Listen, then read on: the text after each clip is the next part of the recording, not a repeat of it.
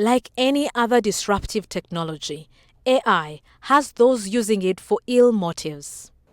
Not everybody is using AI for good because they've seen that there are people who are not using their human capability to reason.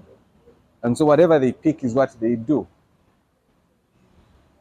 You've recently seen somebody, a young boy who committed suicide.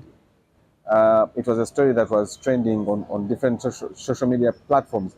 This guy was chatting with this chatbot, and the chatbot kept on saying, it's a better life out there than what you're living right now. And the mother got to know much later.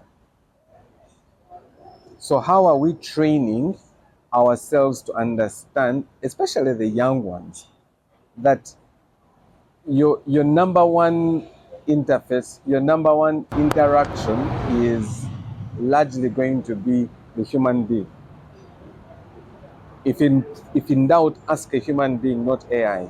Tech is a male-dominated sector that even those building the systems are predominantly male.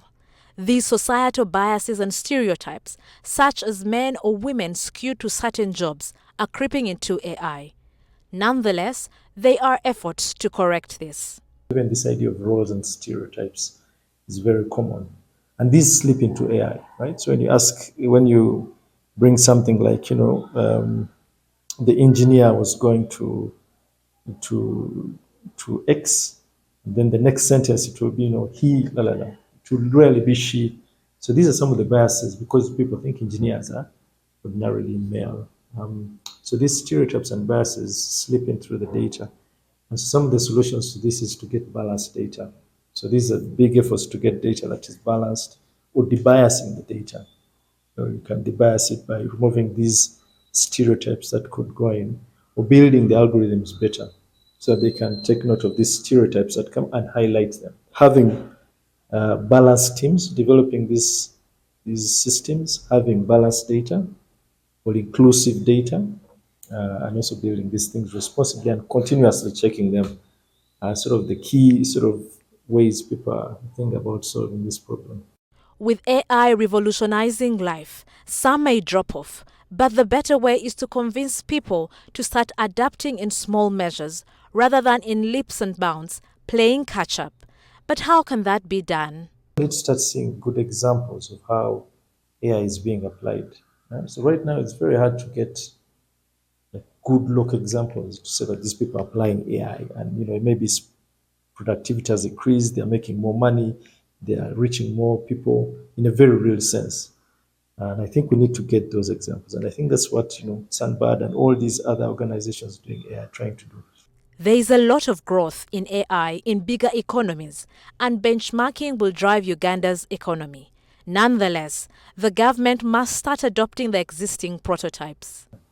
And I think what we have right now is very good prototypes that show that this thing can actually work, right? You go to Busitema, they're using this AI system on phones. Farmers are involved. They are going to their gardens and taking things, and they're using it for surveillance, right? If you go to Makere, they're using this as for microscopy.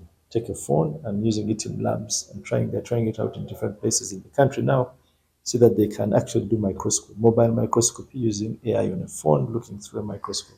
So there are very many good prototypes. And so we are sort of getting to the place where we're having them functional. And I think when you read about Nigeria, this is what they're doing exactly. Prototypes of using drones to do all these kinds of things. But I think what I'm talking about is the next step where NARO takes it over. Our Ministry of Health says, no, our policy now is in all health centers, we're going to use AI for microscopy. Or NARO says we're going to use it for surveillance. I think that level is the one that is still elusive.